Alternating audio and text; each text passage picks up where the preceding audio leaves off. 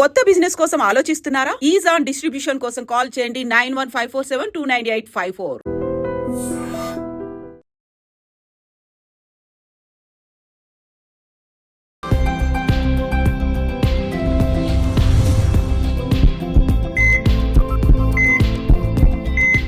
నమస్తే, welcome to healthy conversations with IT media. నేను మీ Jhansi. So ఈరోజు మనం డాక్టర్ బాలకిషన్ గారితో ఉన్నాము. 40 ఏళ్లకు పైగా ఆయుర్వేద వైద్యాన్ని అందిస్తున్న ఆయుర్వేద వైద్యులు.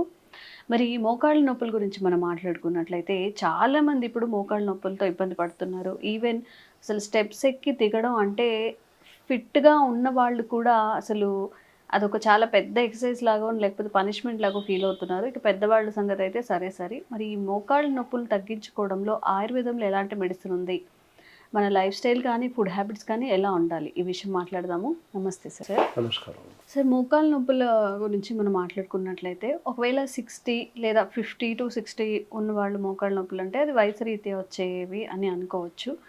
మేబీ ఇప్పుడు తింటున్న ఫుడ్ కావచ్చు, వాళ్ళ లైఫ్ స్టైల్ హ్యాబిట్స్ కావచ్చు.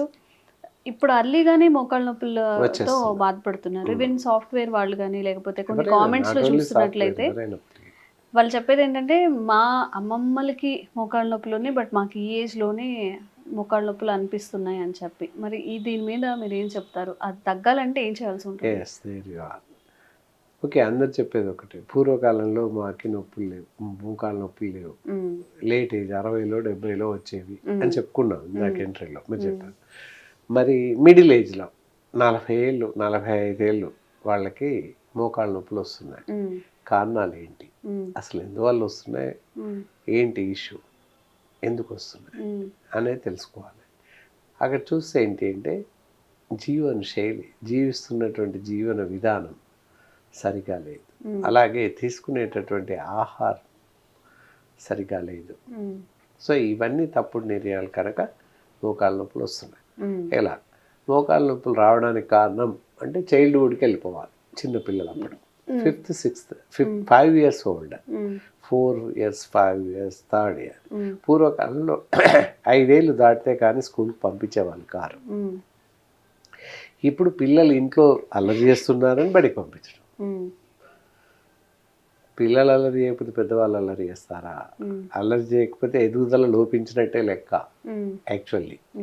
సో ఎనీవే స్కూల్కి పంపిస్తున్నారు, ప్లే స్కూల్ అని ఏదో స్కూల్కి పంపిస్తున్నారు. అప్పుడు ఏమైంది, చిన్నప్పటి నుంచే పిల్లలకి స్ట్రెస్కి లోన్ అవుతుంది, వాళ్ళ బ్రెయిన్ ఎదుగుదల లోపిస్తూ ఉంటుంది. వన్ వే ఆఫ్ ఎక్స్క్రిషన్ ఉంటుంది, మిగతా అంతే ఏది ఉండదు, లోపిస్తుంది. ఫిజికల్ యాప్టిట్యూడ్స్ డౌన్ తగ్గిపోతుంటాయి. వాళ్ళు చెప్పినట్టే సిస్టమేటిక్గానే ఆడాలి, ఆడడం కూడా ప్లే స్కూలే, కానీ ఈ చెయ్యి ఇలా అంటే ఇలానే అనాలి, ఇటు అనకూడదు ఇటు అనకూడదు. అలా చిన్నపిల్లకి అలాగే డిఫరెంట్ టైప్, ఎనీ టైప్ ఎలా అయినా ఆడాలి యాక్చువల్లీ, కానీ అలా కాదు. సిస్టమేటిక్గా ఆడిపించడం వల్ల మెదడంతా ఒక మూసలాగా తయారవుతుంది. సో అది ఒక రకంగా ఇబ్బంది. ఇంకా అది దాటేస్తే ఎల్కేజీ యూకేజీ నుంచి ఇంకా క్లాస్కి స్కూల్స్కి వెళ్తున్న స్టేజ్లో ఒక చేతిలో ఒక వీప్ పైన ఇంత బ్యాగ్ ఉంటుంది, బుక్స్ బ్యాగ్. వాళ్ళ ఏజ్ కన్నా వాళ్ళ బరువు కన్నా, శరీర బరువు కన్నా ఎక్కువగా బరువు మోస్తారు పిల్లలు. వీపు పైన బ్యాగ్ అండ్ ఒక చేతిలో బాస్కెట్, అందులో టిఫిన్ బాక్స్, వాటర్ బాటిల్ వగైరా. ఇక ఒకవేళ వర్షం వస్తే అని ఇంకో చేతిలో గొడుగు. ఈ పట్టుకొని 1 2 3 4 5 5th floor వరకు ఎక్కుతూ వెళ్తారు ఈ చిన్నపిల్లలు. సో అదంతా ఏంటి అంటే కాలగమనంలో తుంటి పైన బరువు పడేసి, తుంటి నుంచి మోకాళ్ళ పైన బరువు పడేసి నొప్పి వస్తుంది. అది కారణం రావడానికి. మిడిల్ ఏజ్లో నొప్పులు ఎందుకు వస్తున్నాయి అంటే గత 30 సంవత్సరాల నుండి ఇదే నడవడిగా స్కూల్స్ ఇలాగే నడుస్తున్నాయి. 30 నుంచి 40 సంవత్సరాల పాటు, 40 సంవత్సరాల క్రితం నుండి ఎడ్యుకేషన్ లైన్ అంతా ఇలాగే ఉంది. ప్రజెంట్ సిచ్యువేషన్ కూడా అలాగే ఉంది, ఇంకేం మార్పు లేదు. అంతకు పూర్వం 40 సంవత్సరాల పూర్వం అలా లేదు, అప్పటి నుండి అలాగే ఉంది. కాబట్టి మధ్య వయసు వాళ్ళకి మోకాళ్ళ నొప్పులు వస్తున్నాయి, అది కారణం. సో అదే ఒక కారణం. ఇంకొకటి ఆహార లోపం. అందరం బాగా తింటున్నాం, మంచి ఆహారం ఇస్తున్నాం పిల్లలకి, కానీ ఇవ్వట్లేదు, వాళ్ళు తినట్లేదు, రెండూ లేవు. సో సమయాభావం, సమయం మించిపోతుంది, సమయం సరిపోవట్లేదు. వైఫ్ అండ్ హస్బెండ్ హాస్పిటల్ జాబ్కి వెళ్తున్నాం కాబట్టి సమయం సరిపోతలేదు అని చెప్పేసి ఏ మ్యాగీ ఉడకబెట్టి పిల్లలకి ఇవ్వడం, లేదా ఫాస్ట్ ఫుడ్ సెంటర్ బయట టిఫిన్ సెంటర్ తీసుకొచ్చేసి నుంచి ఇవ్వడం, టిఫిన్ shops రెడీమేడ్ తెప్పించి ఇవ్వడం జరుగుతుంది. టిఫిన్ రెడీమేడ్ తెచ్చి ఇవ్వడం వల్ల చాలా రకాల ప్రమాదానికి లోనవుతున్నారు. ఏంటి, వాళ్ళు ప్యాథలిన్ పేపర్లో సన్నటి ఉల్లిపొర కన్నా సన్నగా ఉన్నటువంటి కవర్లో ఆహార పదార్థాలు ఇస్తారు. వేయగానే విషం అవుతుంది అప్పుడే. సో ఆ విషయాన్ని తినేస్తున్నాం మనం అంతే. దట్టువి అదంతా కూడా ఒక ప్లాస్టిక్ పేపర్లో వేసేసి, ఏ ఇడ్లీ వడ దోశ వేసేసి న్యూస్ పేపర్లో ప్యాక్ చేసి ఇచ్చేస్తుంటారు. ఏదైతే సన్నటి ప్లాస్టిక్ పేపర్ ఇస్తాడో అది ప్లాస్టిక్ కాబట్టి రియాక్ట్ అయ్యి విషంగా మారిపోతుంది. తినే ఆహారం మొత్తం విషమే, ఆహారం కాదు. ఆకారానికి మాత్రమే ఆహారం అంతే తప్ప ఇంటర్నల్గా అప్పటికే విషం అయిపోయి ఉంది. సో అలాంటి విషయాన్ని మనం తినేస్తున్నాం. సో అది కూడా మనకి శరీరానికి హాని చేస్తుంది. అప్పుడే హాని చేయదు, ఫర్దర్ ఫ్యూచర్లో వాటన్నింటి వల్ల నష్టం జరుగుతుంది. ఇవన్నీ కూడా. సో ఇంట్లో సరైన ఆహారం తీసుకుంటున్నామా అంటే అది లేదు. ఒకే రకమైన పద్ధతి మనకైతే ఇది మంచిదంట అదే తినేస్తాం, కాదు ఇది మంచిదంట అది మాత్రమే తినేస్తాం. అలా కాకుండా అన్ని రకాల ఆహారం సమతులంగా తీసుకున్నాడు ఎలాంటి జబ్బులు రావు. షడ్రూపేతమైనటువంటి ఆహారం తీసుకోండి అని చెప్తాం. 6 రుచులు కలిగిన ఆహారం సమతులంగా తీసుకున్నట్లే దాన్నే సమతుల ఆహారం అంటారు, సంతుష్ట ఆహారం అంటారు. ఆ విధంగా తీసుకోవాలి. తీపి, ఒగరు, పులుపు, కారం, ఉప్పు, చేదు, ఇలా ఈ 6 రకాల రుచులు 6 రకాల పదార్థాలని ప్రతిరోజు తీసుకుంటున్నట్లయితే వీక్లీ వన్స్ అలా డిస్ట్రిబ్యూషన్ లా తీసుకుంటే సో దాదాపు ఎలాంటి జబ్బులు రావు అని చెప్పచ్చు. దానిలో మోకాళ్ళ నొప్పులు కూడా ఎగ్జిబిషన్ ఏం లేదు, ఆ విధంగా ఉంటుంది. ఒకవేళ ఎవరికైనా మోకాళ్ళ నొప్పులు ఉన్నాయి, భరించలేనంత పెయిన్స్ వస్తున్నాయి అన్నప్పుడు ఆయుర్వేదంలో ఎలాంటి మెడిసిన్ ఉన్నాయి సార్? సో ఆయుర్వేదంలో చాలా అద్భుతమైనటువంటి మెడిసిన్స్ ఉన్నాయి. మోకాళ్ళ నొప్పులు ఏంటి, ఎందుకు వస్తున్నాయి? ఇందాక చెప్పిన కారణాలు ఏవైనా అవ్వచ్చు. తర్వాత చేస్తున్న పనిలో ఇప్పుడు పట్టణ ప్రాంతాల్లో 1, 2, 3, 4 ఫ్లోర్స్ ఉంటాయి. ఎక్కడం దిగడం తప్పదు, సహజం. ఎక్కడైనా షాపింగ్ మాల్ వెళ్ళినా ఎక్కడం దిగడం, లిఫ్ట్లు అన్ని చోట్లలో ఉండవు కాబట్టి గబగబా ఎక్కి వెళ్ళిపోవడం, దిగి రావడం ఏం జరుగుతుంది. ఏంటంటే మెట్లు ఎక్కేటప్పుడు దిగేటప్పుడు మెల్లిగా ఒక్కొక్క మెట్టు చొప్పున దిగాలి. దిగేటప్పుడు ఎక్కువ బరువు పడుతుంది. ఎక్కేటప్పుడు కూడా మెల్లిగా సైడ్ పారాఫిట్ వాల్ పట్టుకొని ఒక్కొక్క మెట్టు చొప్పున ఎక్కాలి, ఒక్కొక్క మెట్టు చొప్పున దిగాలి జాగ్రత్తగా. అలా చేస్తే మన మోకాళ్ళని మనం కాపాడుకోవచ్చు. ఎస్, అదొకటి. దెన్ కూర్చోవడం ఆయన చూసుకొని సరిగా చూసుకొని కూర్చోవడం చాలా ఇంపార్టెంట్ అనమాట. పంక్చువేట్గా నడుస్తుండాలి, పంక్చువేట్గా కూర్చోవాలి. సో ఆ విధంగా చేస్తే కొంతవరకు ఎక్స్టెన్షన్ ఆఫ్ లైఫ్, మోకాళ్ళకి కొంత లైఫ్ పెంచుకోవచ్చు మనం. అది తర్వాత మంచి ఆహారం తీసుకోవాలి. ఈ రోజుల్లో ఎవరు పాలు తీసుకోవడం కాదు, పాలు తాగడం చేయట్లేదు. పాలు తాగకూడదట అని మానేస్తున్నారు ఎవరికో.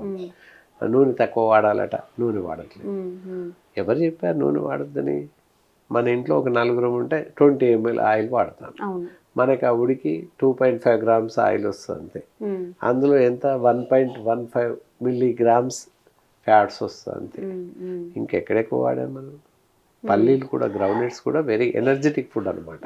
సో అవి తీసుకోవాలి. అందుకే అన్ని రకాల ఆహారం తీసుకోవాలి అని చెప్పగలుగుతాం.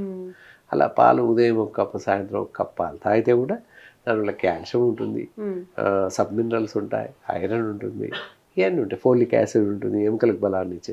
సో ఇవన్నీ 1 కప్ ఆఫ్ పాలల్లో ఉంటాయి కనుక పాలు తాగండి అని చెప్తాం అనమాట ఉదయం సాయంత్రం. దానివల్ల చాలా ఎనర్జీ, చాలా లాభం ఉంటుంది. అది తీసుకుంటూ పళ్ళు, అన్ని రకాల పళ్ళు తినవచ్చు చూసుకొని. షుగర్ ఉన్న వాళ్ళైతే డాక్టర్ పద్ధతిని అనుసరించి డాక్టర్ సలహాను బట్టి ఏ పళ్ళు తినాలో ఆ పళ్ళు. మిగతా వాళ్ళందరూ నో ఎగ్జెంప్షన్, అన్ని రకాల పళ్ళు తినేసేయచ్చు. ఆహారం తీసుకుంటూ పళ్ళు తీసుకోవాలి. పళ్ళు తీసుకోమన్నామని చెప్పేసి లంచ్ స్కిప్ చేసి పళ్ళు తినడం, డిన్నర్ స్కిప్ చేసేసి 2 పళ్ళు తినడం, మార్నింగ్ బ్రేక్ఫాస్ట్ ఆపేసి 2 పళ్ళు తినడం, అలా చేస్తుంటారు. అలా కాదు, భోజనం చేస్తూనే సప్లిమెంట్ ఫుడ్ ఆహారం. పళ్ళు అనేటివి supplement food, that is not meal, భోజనం కాదు.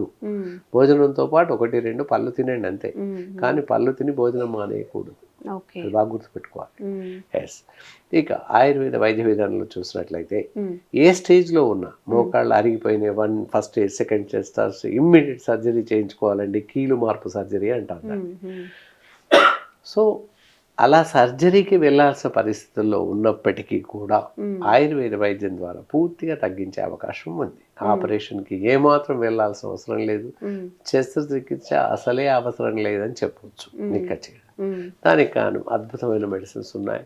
ఇక్కడ చూడొచ్చు ఆర్థో యోగ్ అనేటటువంటి ట్యాబ్లెట్స్ ఏవైతే ఉన్నాయో, మోకాళ్ళు ఏ పరిస్థితుల్లో ఉన్నా, ఎంత అరుగుదల ఉన్నప్పటికీ, first stage, second stage, third stage, fourth stage, it's very worst condition, surgery రేపే చేయాలని చెప్పే వాళ్ళకు కూడా ఈ ఆర్థోయోగ్ ట్యాబ్లెట్స్ చాలా బాగా పనిచేస్తాయి. దీంతో పాటు ఎక్స్టర్నల్ అప్లికేషన్ ఆర్థోఫెన్ ఆయిల్ అని ఉంటుంది. ఎక్స్టర్నల్గా పైపోతగా ఆయిల్ వాడతాము, ఇంటర్నల్గా ఈ గోళీలు వేపిస్తాం. దీంతో పూర్తిగా తగ్గే అవకాశం ఉంటుంది. కనుక ఎవరైనా ఏ ఏజ్ వాళ్ళైనా కూడా మెడిసిన్ వాడవచ్చు. ఎలా వాడాలి సార్ దాన్ని? ఉదయం బ్రేక్ఫాస్ట్ తర్వాత 2 మాత్రలు, రాత్రి డిన్నర్ తర్వాత 2 మాత్రలు చొప్పున వేస్తూ వెళ్ళాలి. సో ఇది మందు వికటించడం కానీ లేకపోతే రియాక్షన్స్ రావడం కానీ అసలు జరగదు, ఏమీ ఉండదు. ఓకే, అలా ఎన్నాళ్ళు వాడాల్సి వస్తుంది సార్? పెయిన్స్ ఎన్నాళ్ళు తగ్గుతాయి? 5 to 6 months వరకు వాడినట్లయితే ఇంకా అసలు జీవిత కాలంలో మళ్ళీ మోకాళ్ళ నొప్పులు, నీ పెయిన్స్ అనేటివి రావు అని చెప్పచ్చు. ఓకే, దీంతో పాటుగా మేము సబ్స్టెన్స్ మా దగ్గరికి వచ్చినట్లయితే పర్టికులర్ ఎక్సర్సైజెస్ మేము మాత్రమే చేపించి చూపించే ఎక్సర్సైజెస్ ఉంటాయి. డాక్టర్స్ని అడిగితేనే చెప్తారు. మా లాంటి ఆయుర్వేద ఎక్స్పర్ట్ డాక్టర్స్ మేమే ఎక్సర్సైజ్ చేపిస్తాం వాళ్ళకి.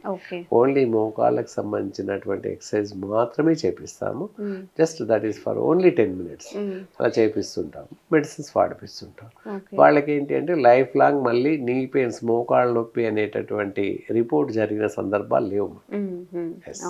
అండ్ ఈ టాబ్లెట్స్ వాడడం, ఆర్థోయోగ్ వాడడం వల్ల మోకాళ్ళు అరిగిపోయిన, గుజ్జు అరిగిపోయింది అంటారు కదా సార్, అది కూడా ఫామ్ రీకనెక్షన్. అది ఏ సమస్య ఉన్నా, దేని వల్ల వచ్చినా తగ్గిపోతుంది. Okay, thank you so much sir. నమస్కారం అమ్మా.